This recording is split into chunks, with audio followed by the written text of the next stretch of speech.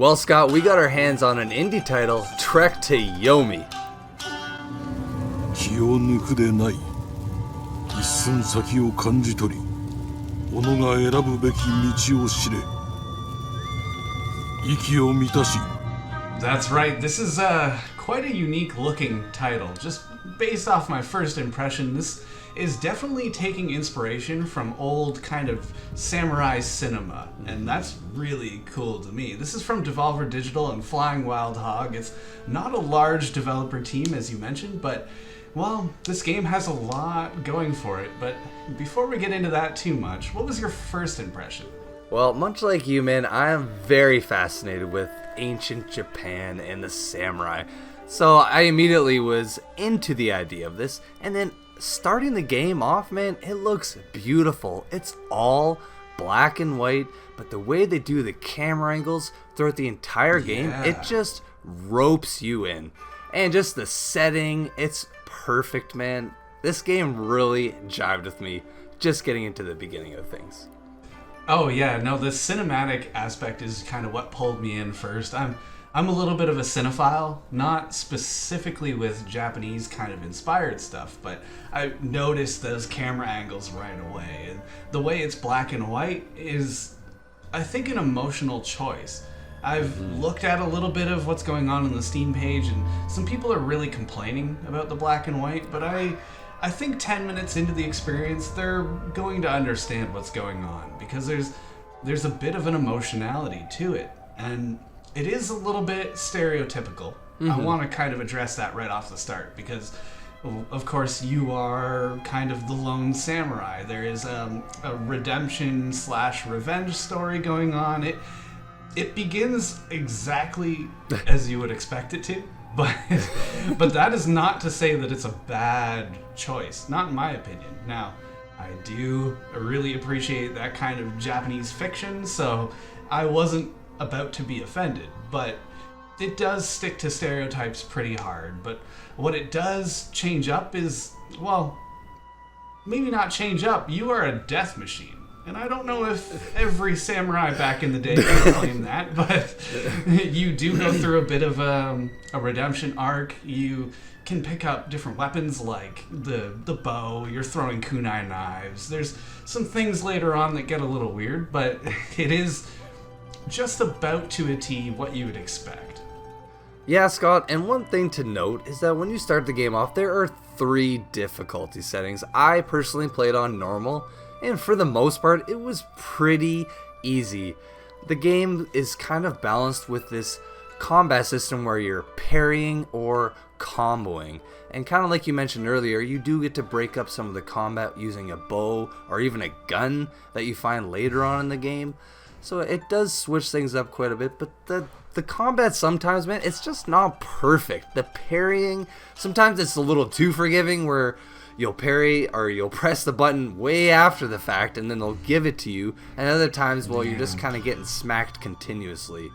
But I don't want to gripe too much on it, because ultimately, when you get in some of these boss fights or tougher enemies and you get these sick combos off, it really is satisfying. And just like the way they do the camera angles, every time you do combat, it's always a side-scrolling format, but then while you're exploring, it does all these other perspectives to help, break up the gameplay. I really like the combat, but I had an issue where I began the game as Ronin, which is the hard mode, because I fancy myself a bit of a Ronin personally. So I tried that one, and I'm thinking, I'm a veteran of video games, I can handle this, but it put me down pretty hard. So I thought, okay, there is an option to switch it without having to restart a new game. So I thought, okay, let's go down to normal. Let's take it easy here.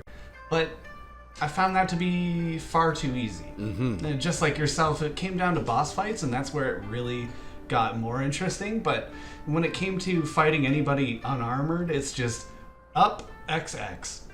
I'm playing this on PC, but I use only the controller because I didn't want to try and relearn a whole system that way. And the controls on the Xbox controller, that is, work just fine. There's the left bumper for parry, you can right trigger for your ranged attacks, and then it's just X for light attack, Y for heavy. And then B and that's just about it, and not really complicated that way. But I like that as you go through the game, it does give you more options. You learn more combos, you kind of diversify what you can do, and that's really good because it does need a little bit of changing things up. If you were to go through the whole game with just 2 light attacks and a heavy, well, that's not terribly exciting. But the game is not extremely long either. I'm seeing a lot of people reporting 4 to 6 hours. I think if you go through multiple times because of different choices throughout the game, you're gonna probably touch about 7 or 8 hours, my guess.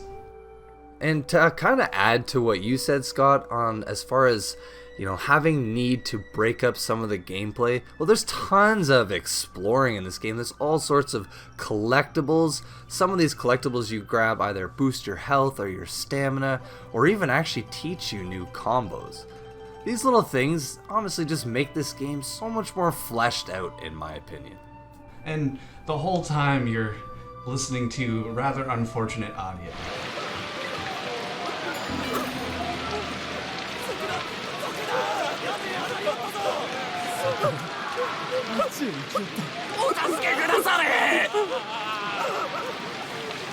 I have to bring that up because between the black and white of the game and the constant wailing of pain, it can be quite depressing. After maybe an hour, I thought, all right, well, maybe it's time to go for a walk because this is starting to get to me. It's brutal, but at the same time, it supports that story. You have a lot of personal vendetta in the game to go through, a lot of vengeance, so it really does a good job of kind of settling that into you as a player. But I really appreciate the kind of aesthetic to this game, audio included, even though it's a little painful. I like the combat to it, and it's simple but complicated as you get through the game, so I really have nothing to complain about there. The only issue is that sometimes I don't know where I'm supposed to go, but hasn't really stopped me so far, so I'm pushing through and I'm loving it. I'm giving this one an 8.5. I don't know if there's anywhere it could really go from here unless you added multiplayer maybe, but that would be a mess in my opinion. Honestly, I'm right there with you, dude. You hit all the points right on the head. This game is beautiful. I love the audio. I mean, outside of the constant crying that really drove me nuts at some parts. But outside of that, the music and just everything, man, the combat, I was very satisfying killing some of those bosses. So 8.5 for me, man.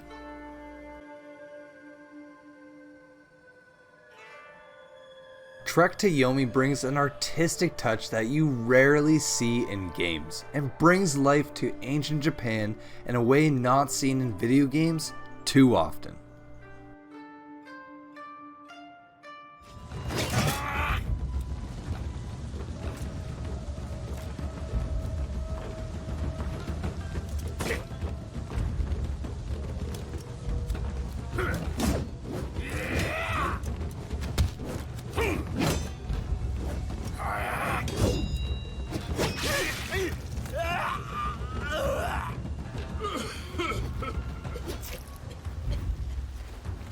己のような輩には情け無用。